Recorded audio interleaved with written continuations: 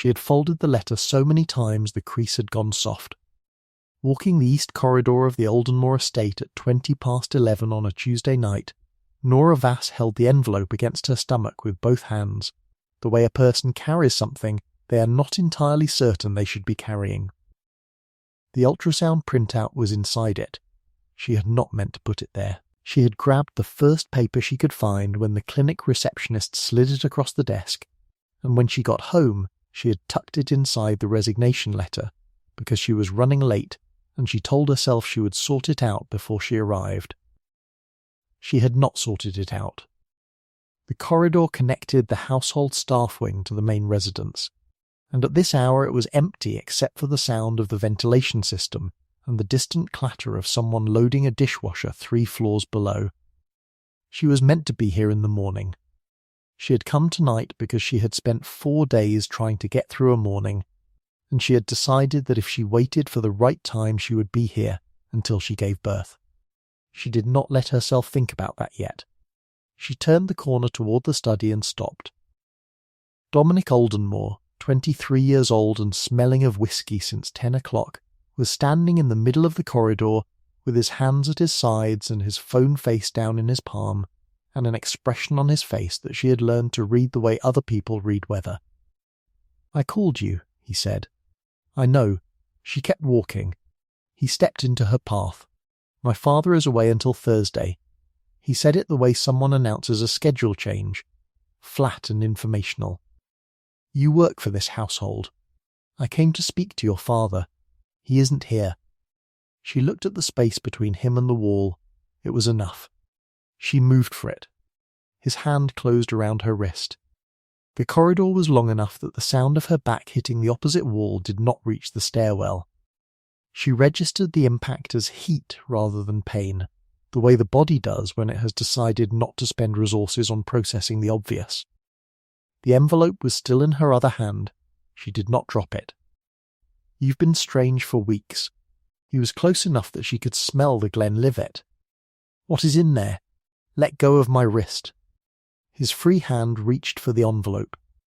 She pulled back and he pulled harder, and the envelope tore at the corner, and she had one clear second of understanding that no one was going to come into this corridor, and that she needed to get out of it herself. She drove her elbow into the wall to create enough space to get her arm free, and she ran. The medical annex was at the far end of the corridor, past the linen cupboards and the supply room that nobody used.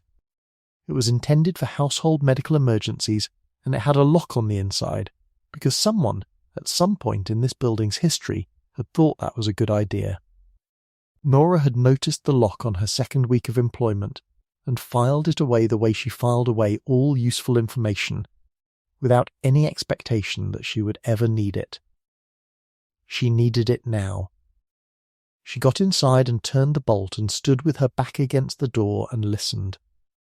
His footsteps stopped outside. She heard his hand on the handle.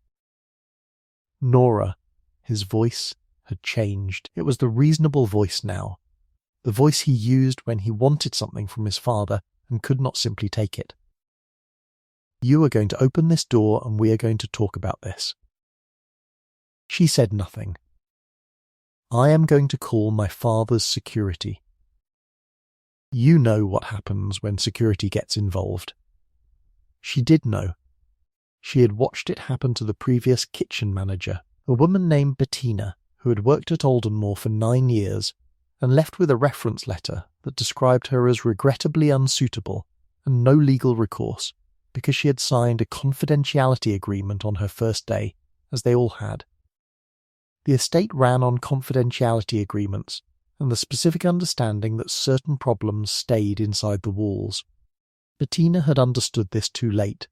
Nora had understood it on her second day, which was why she had been very careful ever since about which discrepancies she flagged and which ones she photographed first. The phone was in her pocket. The King's number was in the phone. The contact name was simply MV, which was not his name, but was close enough to what he was that she had always found it funny.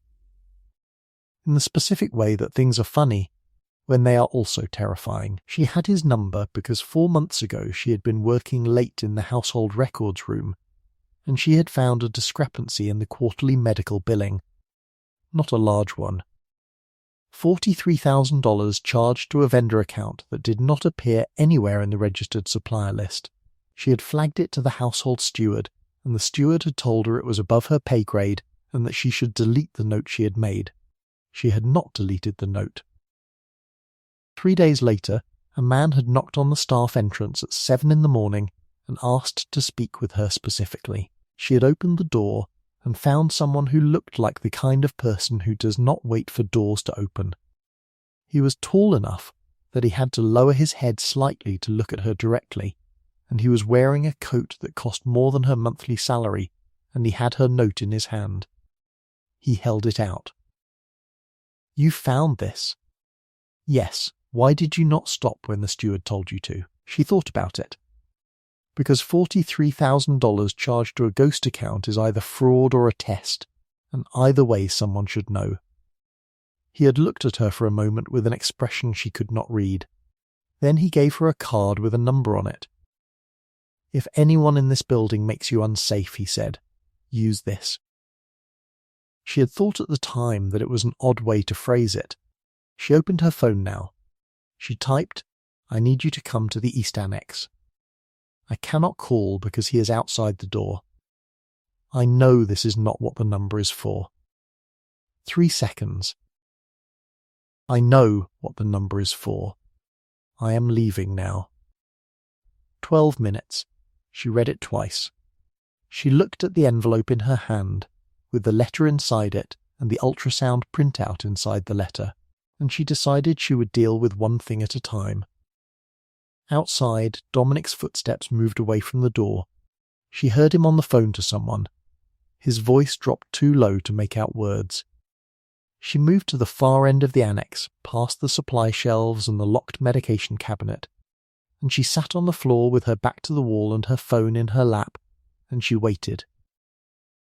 At 11 on a Tuesday, Mikhail Veltran was sitting at the head of a table in the 43rd floor boardroom of the Veltran Group's London office, reviewing a 70-page acquisition document with Theron Vasily, his second in command, and a corporate attorney who had been introduced to Mikhail 3 years ago as the most unshakable legal mind in the city, and who was currently sitting very still. The attorney was sitting very still because Mikhail had just quietly corrected a figure in section 12 that she had missed, and she was uncertain whether to be grateful or frightened. Theron was watching Mikhail's hands. After 9 centuries of working alongside him, Theron had learned that Mikhail's hands told you things before his face did. Right now they were very still on the document, which meant Mikhail was reading and genuinely engaged. The attorney misread this as calm. Theron knew better. He had been in the room in Prague in 1741 when Mikhail had worn that same expression for 4 hours before dismantling a rival house so thoroughly that it ceased to exist by morning. Stillness was not the absence of something. It was the presence of something that had not decided yet. The phone vibrated. Mikhail did not reach for it immediately. He finished the paragraph he was reading. Then he picked it up, read the screen, and set the document down. "Clear the room." He said it quietly. He did not raise his voice. He never did. There was a quality to his voice in those 2 words, like a door being locked from the inside, that moved people efficiently without requiring them to be told twice. The attorney was on her feet before she had consciously decided to stand. Theron stayed.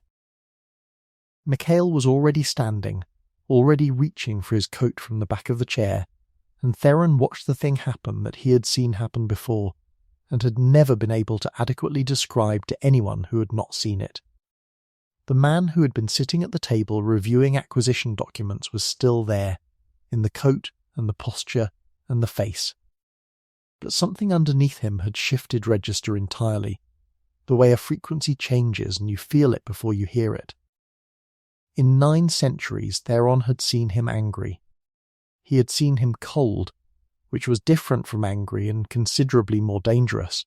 He had seen him in rooms where the only reasonable outcome was blood. And he had watched him make different choices, and he had watched him make the other kind.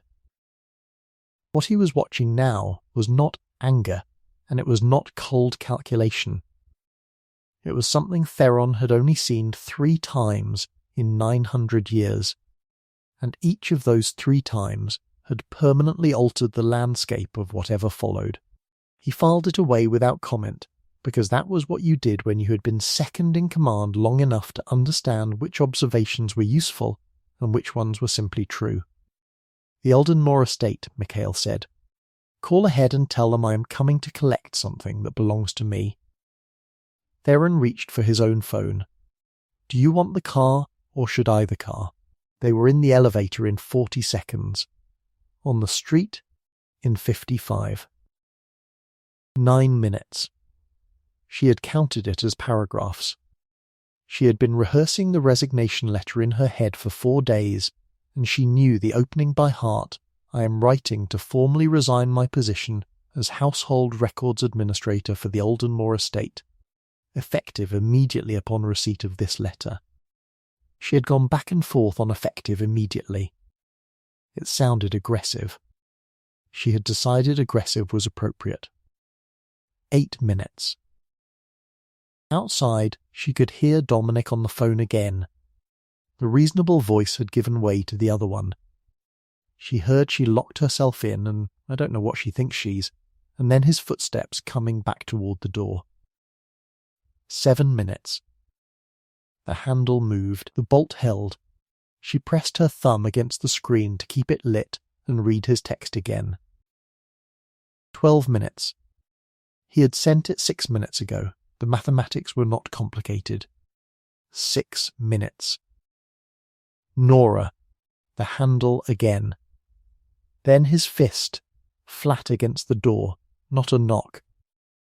"You are making this into something it isn't." She had the envelope in her lap. The corner that tore was the top right away from the contents. The letter was intact.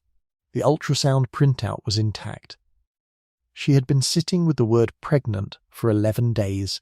11 days of counting backwards and forwards and arriving at the same answer, the same face, the same conclusion that she had done something she could not undo, and now she was going to have to explain it to someone who frightened her in a completely different direction than the man on the other side of the door. She had not planned any of it. She was not the kind of person who made plans that relied on other people behaving consistently, because other people never did. She was the kind of person who noticed exits and kept her phone charged, and took photographs of documents before she flagged them. She had not, until 11 days ago, encountered a situation that none of those habits could address. 5 minutes. The fist again. Then, something heavier. His shoulder. 4 minutes. She stood up.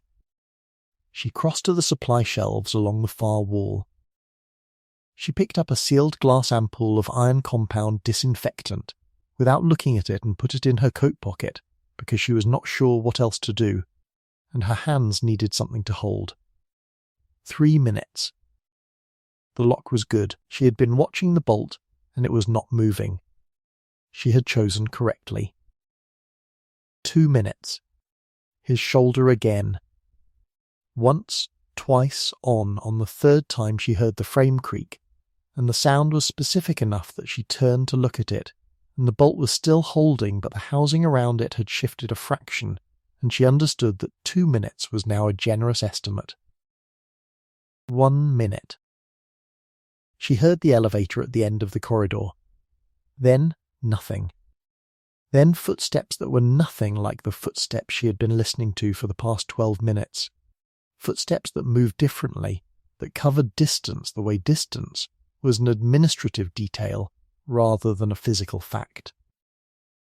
Dominic said, "Who are you?" A pause.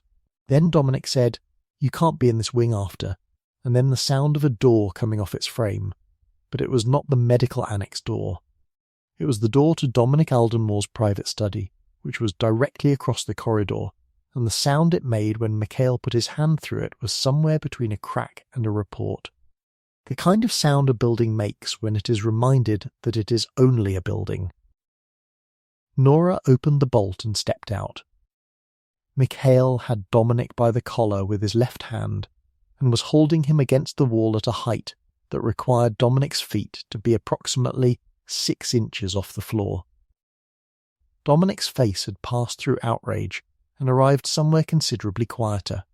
Mikhail did not look away from Dominic. "Your right wrist." A pause. "Show me." She held it up. The bruising was already coming in, purpling across the joint where the grip had been.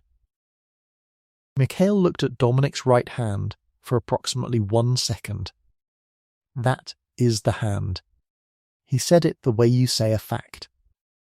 Then he did something fast and specific that she looked away from. The sound it made was not ambiguous. Dominic Aldenmore slid down the wall and sat on the floor of the corridor and cradled his right hand against his chest and did not say anything. Mikhail adjusted his coat. He turned to her. "Are you?" The envelope had come open when she reached for the bolt. She saw it the same moment he did. The ultrasound printout had folded out from the torn corner and was visible against the white of the resignation letter, unmistakable in the way that clinical images are unmistakable, black and white and specific, and precisely dated in the upper right corner. She grabbed for it. He was faster. He stood in the corridor at 11:32 on a Tuesday night, and he read the printout, and he was very still. She said, "I came here tonight to resign." He read the printout again. "I know that is what you are thinking." She kept her voice level. "I want you to know I was not. I did not come here to ask you for anything. The letter was already written. I was going to leave it, and I was going to go." Theron had materialized from somewhere behind Mikhail's left shoulder. She had not heard him arrive. The 2 senior household maids had appeared at the end of the corridor, drawn by the noise. The steward was behind them. The junior footman, who had been loading the dishwasher 3 floors down, had come up the stairs and was standing in the stairwell doorway. Mikhail looked at the printout for a 3rd time. He said, "This is mine." Not "is this mine," not a question. A statement directed at no one in particular, in the tone of someone identifying property they have found in an unexpected location. She said, "This child is mine." He looked up at her. "And you are under my claim, both of you, from this moment." The steward inhaled sharply. One of the maids put her hand over her mouth. Theron's expression did not change, but he looked at Nora with an attention he had not given her before. The specific attention of someone revising a calculation. Dominic Aldenmore, from the floor, said nothing. Mikhail folded the printout with the same care he had given to the acquisition document, tucked it into his inside breast pocket, and offered her his arm. She looked at it for a moment. She took it. The car took them to a building in Mayfair that did not have a sign outside it, which she had come to understand was a consistent feature of the things he owned. The interior was the kind of quiet that costs money to construct. No traffic noise, no ventilation hum. The specific insulated silence of a building that has been rebuilt around the assumption of privacy. They went up in an elevator that did not have floor numbers on its panel, only a keypad, and she noted this the way she noted everything, filing it somewhere behind her sternum alongside the ward documentation and the billing discrepancy, and the fact that he had remembered she had given up caffeine. She sat in an armchair in a room on the 4th floor with her wrist on a folded towel, and watched him move around the edges of the room with the quiet efficiency of someone who has cleaned wounds before. Several hundred times. He was gentle in a way that was almost administrative. Not tender exactly, but precise and careful and thorough. He inspected the bruising along the joint, pressed 2 fingers lightly against specific points she recognized as nerve assessments, and reached for the gauze without being asked where it was kept, which meant he had arranged this room himself and knew exactly what was in it. There was a medical kit in the second drawer of the bureau. Ice pack. Gauze. 2 sizes of bandage. A small bottle of arnica. Someone had thought about what might be needed here and had made sure it was available, and she did not think that someone was Theron. She said, "I'm sorry." He was wrapping the gauze. "What for?" "For this." She gestured at the room, the situation, the general complication she had created. "For showing up here with a problem. I have always been someone who costs more in the clean-up than I was worth in the having." He did not stop wrapping. "That is not something you need to say to me. I mean it practically. I know what my being pregnant means for your Nora." He tied off the gauze and looked at her directly. His eyes in the lamplight were the colour of old amber, steady and entirely without pity. "What you mean practically is what I will handle. What you mean about yourself is what I am telling you is not permitted in this room." She opened her mouth. He said, late asleep, she wanted to argue. She was too tired to argue. She had been awake since 5 the previous morning, and she had been running on the specific fuel of people who were waiting for something to go wrong, and it had gone wrong in several directions simultaneously, and now her body had apparently decided that the crisis was over and was withdrawing its cooperation. The bedroom he gave her had a window that faced east and a bed with more pillows than she had owned in aggregate in her entire adult life. And the last thing she thought before she went under was that she had still not handed over the resignation letter, and she was going to have to deal with that in the morning. She was asleep before she could decide whether that was funny. She woke at 7:43 to light coming through the east window and the smell of food she had not requested. He had left a tray on the table near the window. Not a grand breakfast. A specific one, decaffeinated tea, because she had mentioned once, briefly in the records room, that she had recently given up caffeine and was finding it tedious.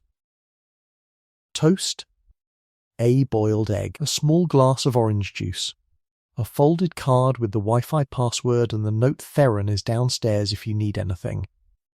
I will be back at 10.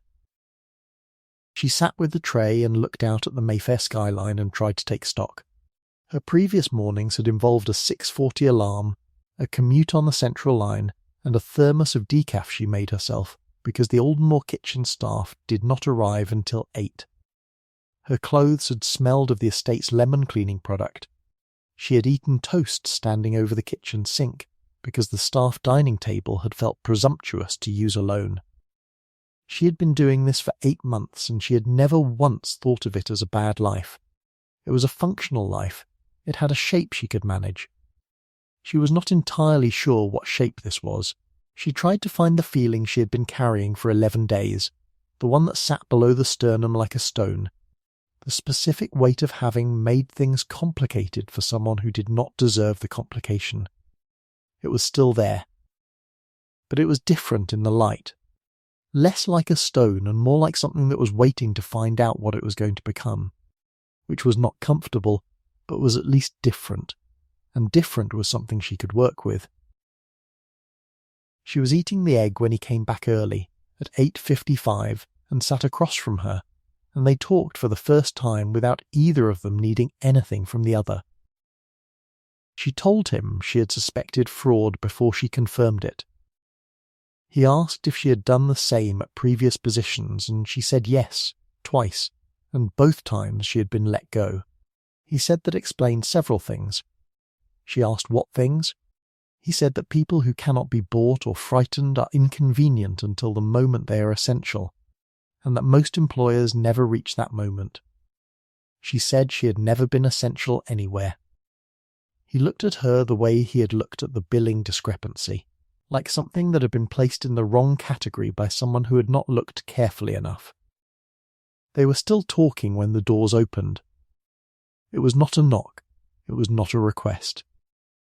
The double doors to the sitting room came open, as though whoever was on the other side had weighed the question of courtesy and found it beneath the occasion. He was older looking than Mikhail, which meant nothing, but he had chosen to look older deliberately in the way that some of them did.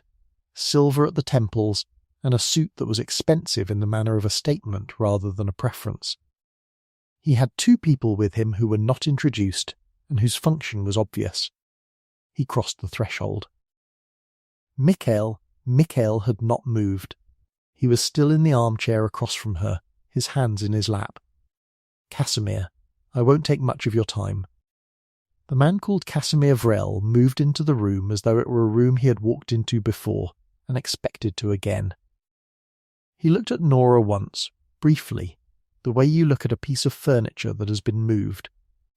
The council has reviewed the claim you made last night, the household claim, and the prior claim on the child. They reviewed it overnight. We are efficient when the matter is pressing. He produced a document from inside his jacket, not a digital document. Paper, old paper at that, folded in thirds and sealed with a dark wax stamp that she did not recognize. You are aware of the Velthar Compact, the blood debt provisions in Article 17. I am aware of the Velthar Compact. Then you are aware that a natural heir born outside a syndicate-ratified union is a breach of the Compact's inheritance provisions. Every house in the Eastern Territories ratified those provisions 211 years ago. Casimir set the document on the low table between them. Your claim does not void the compact, it makes the breach explicit. The syndicate requires the woman and the child to be surrendered to compact custody within 48 hours, pending a determination of the heir's status. The room was very quiet. Nora looked at the document on the table. She noted the wax stamp, the weight of the paper, the date printed in the upper left corner. She noted that the document was folded in thirds rather than sealed in an envelope, which meant Casimir had expected it to be read in this room. She noted that the fold was slightly off-centre, which was the kind of thing you noticed when you had spent 4 months reading documents all day and your eyes had learned to look for asymmetries. Mikhail said, "No, Mikhail." Casimir's tone carried mild regret, the way a person sounds when correcting an arithmetic error. You ratified those provisions with your own signature 211 years ago. A great deal has changed. The compact has not. The woman is under my claim. The child is my heir. You're in my home requesting that I hand them to a body with a financial interest in their custody status, and your leverage is a document signed before my heir existed. Mikhail looked at Casimir with the expression she had first seen in the Aldenmore corridor, the one she had been trying to name since, and had finally decided was not anger. It was older than anger. Tell me what you imagine happens next. Casimir held the eye contact for a moment. Then he looked at his hands. You stand alone on this, Mikhail. Every allied house has been contacted. They will not breach the compact with you. Then they won't. Mikhail picked up the sealed document from the table and held it out. You have 48 hours to arrange an alternative position, after which I will arrange one for you. Casimir took the document back. He looked at Nora once more. His expression was not unkind. It was the expression of someone who finds her presence unfortunate rather than offensive, the way a person looks at weather that has complicated an otherwise reasonable plan. He left. The two people who were not introduced left behind him. The doors closed. Nora set down her orange juice. How much is a breach of the compact going to cost you? Significantly. And the Eastern Territories are mine regardless of what Casimir believes. She looked at the table where the document had been. I should go with them. You should not. If I go with them, the breach goes away. Whatever they want to determine about the heir's status, I can deal with that. I have dealt with worse, and you would not lose the territories or the allied houses or whatever else is in that document that I'm not supposed to know about. She heard her own voice level out, which was what happened when she was saying something she had decided not to be emotional about. I am the kind of woman people absorb the cost of and then resent. I show up, I stay too long, and eventually I make things harder for everyone around me than they were before I arrived.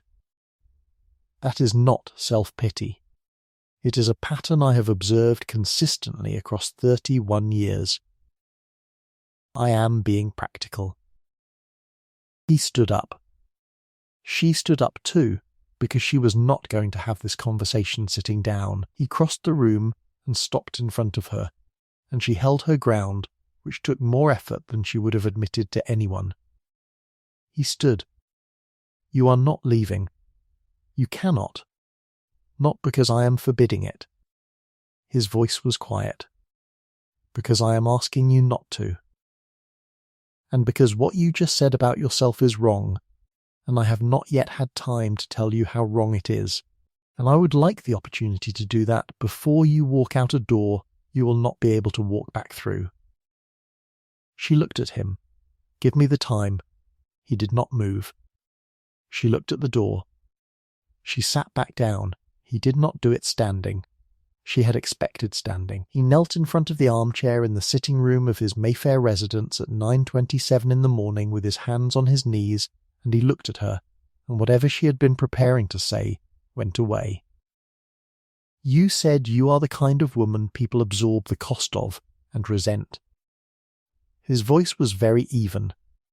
I want to go through that carefully.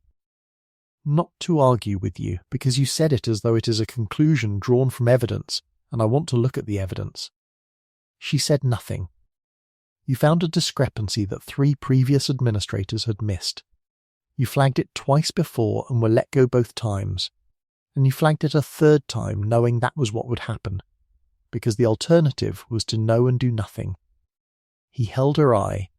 Who in your life told you that was a cost? She opened her mouth. She closed it. You showed up tonight to hand in a resignation letter instead of making a claim. You brought me a printout that would give most women significant leverage, and you immediately told me you were not here to use it. You sat on a floor in a locked room for 12 minutes, and when I arrived you had already decided what the next 6 steps were going to be. He tilted his head slightly. Who taught you that existing without leverage makes you a burden?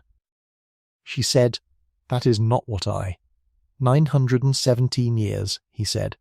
I have had company in that time. I have had loyalty purchased, and loyalty inherited, and loyalty that lasted exactly as long as it was convenient.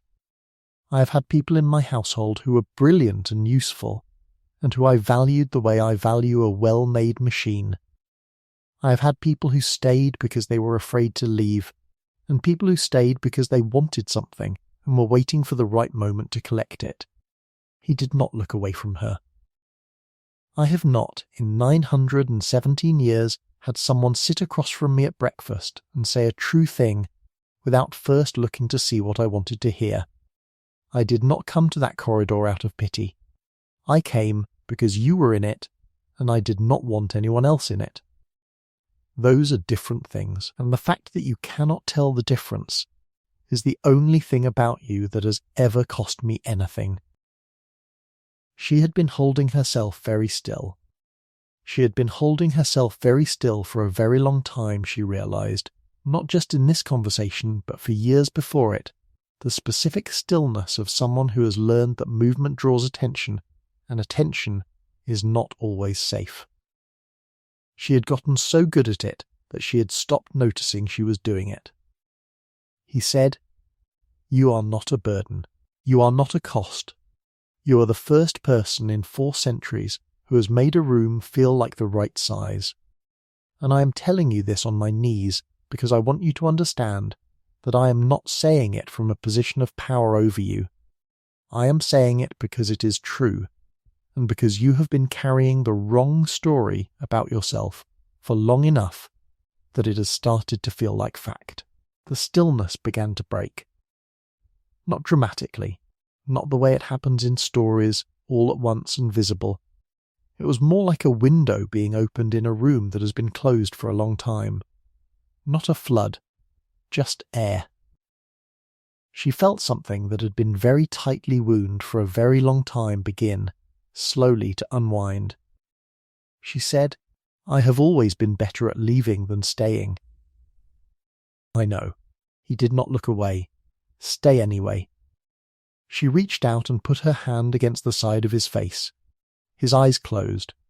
He turned into it like something that has been in motion for a very long time, and has found, unexpectedly, that it is allowed to stop, and she understood that she was not the only one in this room who had been carrying something heavier than it needed to be. The binding was done that evening, in a room on the 3rd floor that had no furniture except a table and 2 candles and a small iron bowl, and she understood when she saw it that it was old in the way the Velthar Compact was old, older than the building around it. The candles were not decorative. The iron bowl held something dark that was not water and did not move when the air in the room moved. The walls were bare, and the floor was stone beneath a thin layer of something that absorbed sound, so the room was very quiet in a way that was different from the quiet of the rest of the building. He explained each step before he took it. He did not assume her consent to the next thing, because she had agreed to the previous one. He told her what the binding would give her, and what it would cost, and what it would mean in his world, and what it would mean in the territories, and he told her clearly that the last step was hers to take or not, and that he would not ask her again if she chose not to. He said it without pressure, in the same tone he had used when reviewing the acquisition document, because apparently he treated everything that mattered to him with the same careful attention, and it had taken her this long to understand that she was one of those things. There was a moment partway through his explanation when she looked at his hands and understood that he had done this before. Not often. But the gestures were practiced in the way that grief becomes practiced, not thoughtless, but worn smooth by use. She did not ask. She stored the question instead, in the same place she stored everything that required more time before she knew how to say it. She had been listening carefully throughout, and she had noted several things. Among them, what the binding gave her was the ability to move through his wards without harm. She had also noted, in the 46 hours since Casimir's visit, while reviewing the courier documents the syndicate had sent as a follow-up, that their ward architecture used a variant of the same foundational structure Mikhail used in his own residence. She had identified this because she had been trained to read clinical documents, and clinical documents are, at their root, documents. And documents have structures that repeat whether the person reading them is meant to notice or not. She had not mentioned this to Mikhail because she had not yet been certain, and she had learned a long time ago that there was a specific cost to raising a theory before you had the evidence to support it. She took the last step herself. She felt the binding settle like a hand placed flat against a door, steady and absolute. She tested quietly whether her reading of the ward architecture had been correct. It was. She filed that away. She would need it in approximately 42 hours. They came at hour 46. She knew they were coming because Mikhail had told her they would. He had also told her to stay in the medical annex on the 3rd floor, which was the most fortified room in the residence, because he had learned across 9 centuries that the people who survive are the ones with the most contingencies, not the ones who improvise generously at the last moment. She had agreed. She had gone to the annex. She had brought the ward documentation she had been reading, because she had also learned something in 31 years, which was that the time to understand a space is before you need to escape it. The annex had a ward-sealed external door that could be opened from the outside using a syndicate-keyed seal. She had found this in the documentation 3 hours earlier, and had spent some time thinking about it. Mikhail did not know she had found it, because it had not seemed like the right moment to explain that she had read his entire building schematic, and also because she had wanted to be certain before she said anything, and she was not yet certain whether certain meant what she thought it meant. She sat in the annex and listened to the siege. It came through the walls as vibration first, low and structural. The the kind you feel in the soles of your feet before it reaches your ears. Then sound, something heavy meeting something that resisted and then stopped resisting. Then the specific silence that follows an impact that does not repeat, which is different from the silence that follows an impact that will. She tracked it the way she had tracked billing discrepancies, looking for the shape in the noise, identifying the frequency of contact and the direction of the pauses. She heard his voice once, from somewhere 2 floors below, and it did not sound like the voice he had used at breakfast. She heard the external door to the annex begin to cycle. She moved to the supply shelves along the far wall. She took down the sealed glass ampoule of iron compound disinfectant she had noticed an hour earlier and turned it in her hands. The label read iron disinfectant solution, 40% concentration, and then a hazard classification in red. She had put it back then because she was not sure she would need it. She picked it up again now, because she was. The door finished cycling. The man who came through it was younger looking than Casimir, and had the posture of someone who has never been asked to justify the space he takes up. He had a syndicate courier seal glowing faintly on his left wrist, and a look on his face that she recognized as the expression people have when they expect to find something exactly where they left it. He looked at her and stopped. She broke the ampoule against the shelf edge and threw it at his face from 4 feet. The 40% iron solution caught him across the eyes and the upper cheek. The effect was immediate and thorough. He went down sideways against the door frame, one hand going to his face, the other scrabbling at the floor, and the sound he made was not a sound she was going to describe to anyone who did not need to know. She stepped around him, and she walked out of the annex and into the corridor under her own power, and she did not look back. She walked 2 corridors and a flight of stairs, and found the main entrance hall because she had read the building layout in the first 46 hours, and because she could move through Mikhail's wards without triggering them, and because she had made a decision in the annex, at some point between the vibration in the walls and the door beginning to cycle, that she was finished being the person who waits in rooms for things to resolve without her. Mikhail was in the entrance hall. Casimir was on the floor.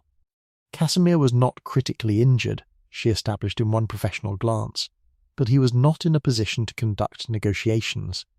3 surviving syndicate enforcers were standing against the far wall with the particular stillness of people who have recently and substantially revised their understanding of a situation. Theron stood near the entrance. The household staff, gathered in the hall for their own protection, were very quiet. Mikhail looked at her. Then he looked at the enforcer she had stepped over in the corridor, visible from where he stood. Then he looked at her again. She said, "He is not critically injured.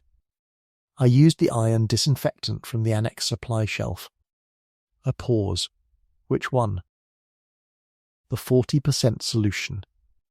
Something moved behind his eyes that was not quite amusement and not quite pride, and was not an expression she had a word for yet, though she was beginning to think she would have time to find one.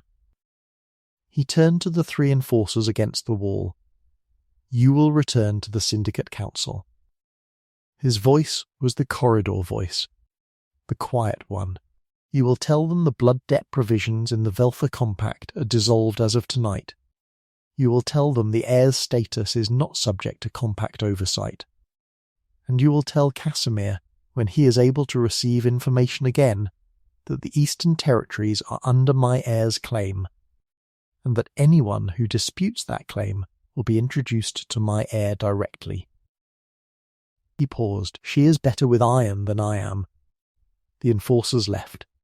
Casimir was helped out by Theron. The household staff stood in the entrance hall and looked at her, and she looked back at them, and the steward who had once told her the discrepancy she had found was above her pay grade gave her a small, careful nod. It was not an apology. It was something more useful than an apology. It was an acknowledgement, which was the only currency she had ever found reliable. The violence had a specific texture after it ended. She had not known this before tonight. It was not the texture of relief which she had expected. It was more like the cessation of a sound she had not noticed she was hearing until it stopped. A pressure behind the eyes, releasing all at once, leaving everything slightly too bright and slightly too quiet. She found him on the second-floor landing, his coat gone, his shirt in a condition that she assessed clinically and then more personally, standing with his back to the wall and his head tilted back and his eyes closed. There was a cut along his left forearm that had already stopped bleeding and would be healed entirely by morning. She noted this with the detached competence of someone who had processed medical records long enough that the body had become, to one part of her brain, a set of data points requiring interpretation. The other part of her brain was doing something else entirely. She sat down on the step in front of him and folded her hands in her lap and waited.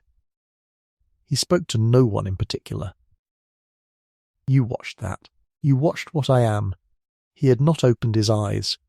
"What I actually am, when there is no boardroom and no acquisition document and no breakfast tray. I also watched what you did at the Aldenmore estate." She looked up at him. "And I was not frightened of you then either, so I am not sure what you think tonight has changed." He opened his eyes. She said, "You are not the only one who did something tonight that surprised them."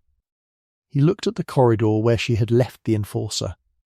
"The iron disinfectant was already in my pocket from earlier." She looked at her hands. "I had it because it seemed practical." He said, "You threw a 40% iron solution at a syndicate enforcer from 4 feet because it was in your pocket." "Yes, practically yes."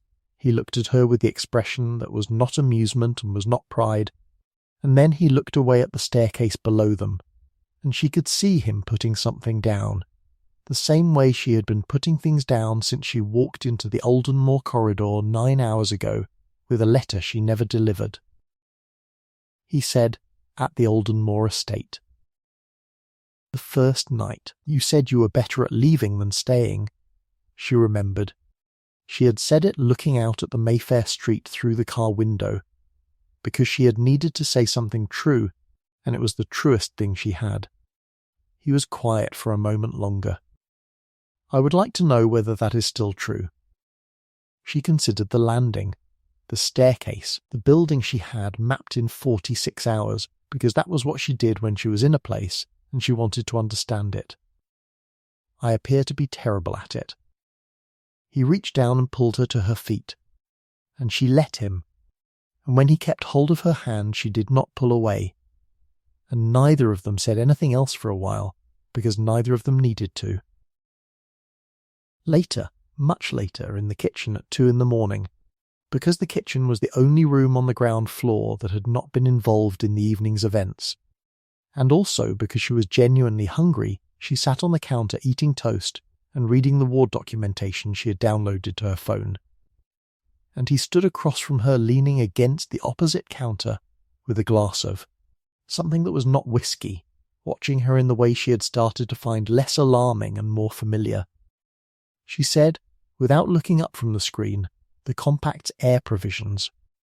If the air is formally presented to the Eastern Houses before the syndicate can convene a full council session, the breach provision lapses entirely. There is a time limit in Article 19 that Casimir did not mention. 21 days. A pause. You read the compact. It was in the courier documents. She turned the phone screen toward him. Article 19, Clause 3. You have 21 days to present the heir to each allied house individually. If the presentations are complete before a council session can be formally convened, the syndicate's claim lapses.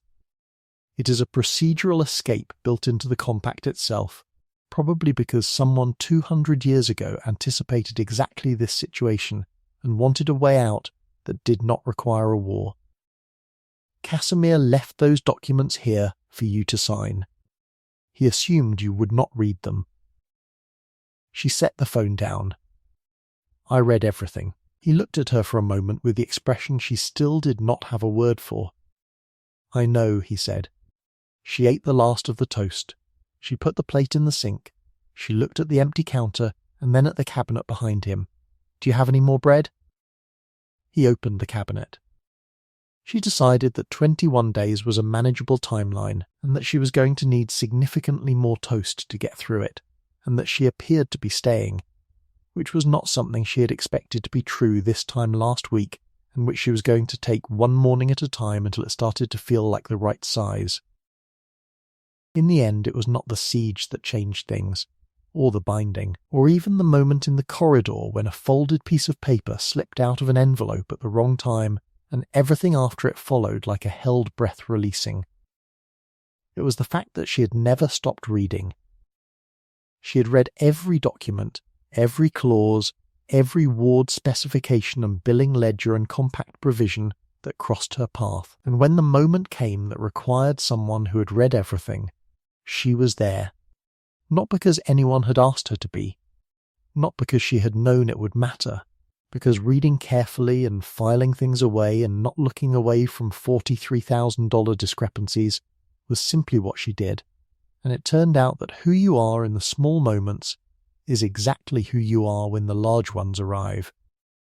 She was always going to be there. She had just been filing it away. If you made it to the end of this one, leave a comment telling me whether you think Nora should have walked out of that annex or stayed put. Like this video, share it with anyone who needs a reason to stay up too late, subscribe for new stories every week, and hit the bell so you don't miss the next one.